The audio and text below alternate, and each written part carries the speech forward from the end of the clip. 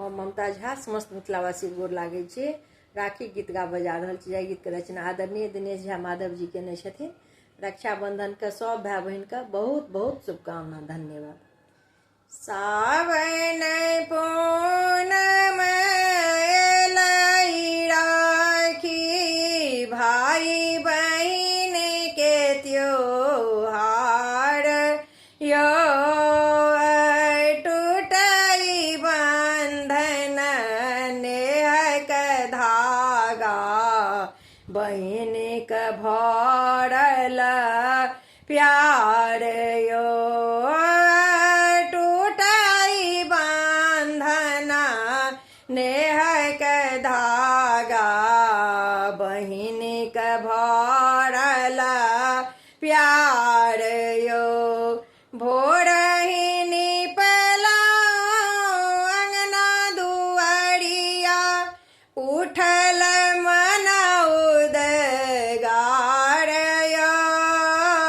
भोरहि निपलहुँ अंगना दुआरिया, उठल मन उदगार यो टूटई बंधन नेह के धागा, बहन के भरल प्यार यो।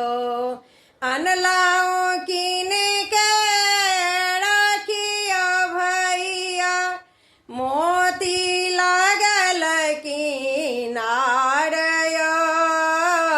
अनलाऊं कीन के राखिया भैया, मोती लागल किनार यो। चानन कुम कुम थार सजेलहुँ, मोखे धरि छी ठार यो।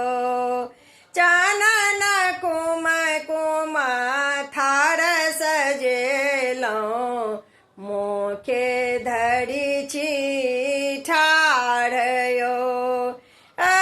टूटई बंधन नेह के धागा, बहन के भरल प्यार यो।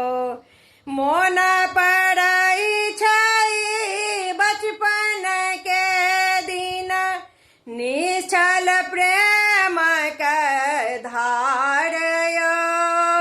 मोन पड़ै छै बचपन के दिन, निश्चल प्रेम के धार यो। छलियै गुड़िया अहीं के भैया, देलियै किया बिसराइयो। छलियै गुड़िया अहीं के भैया, देलियै किया बिसराइयो। टूटई बंधन नेह के धागा, बहन के भरल प्यार यो। चाही नहीं माधव जेवर गहना, नहीं कोनो उपहार यो। चाही नहीं माधव जेवर गहना, नहीं कोनो उपहार यो। सहोदरा केवल प्रेम के भूखल, दियो ने भैया दुलार यो। सहोदरा केवल प्रेम के भूखल, दियो ने भैया दुलार यो। टूटई बंधन नेह के धागा, बहन के भरल प्यार यो। टूटई